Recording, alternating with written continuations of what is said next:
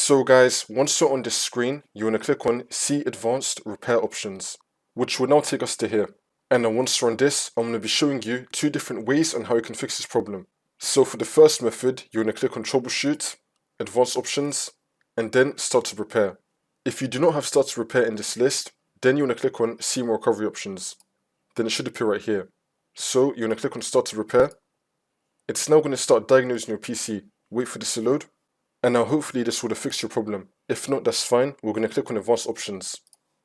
Now for the second method, you're going to click on Troubleshoot, Advanced Options, and then Command Prompt. And now once you're on this, you're going to type in sfc /scan. Now and click on Enter. Now you want to run the scan.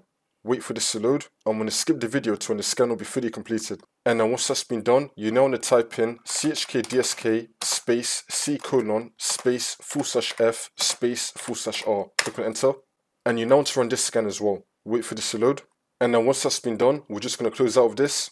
Now you're going to continue to Windows, and then the problem should be fixed.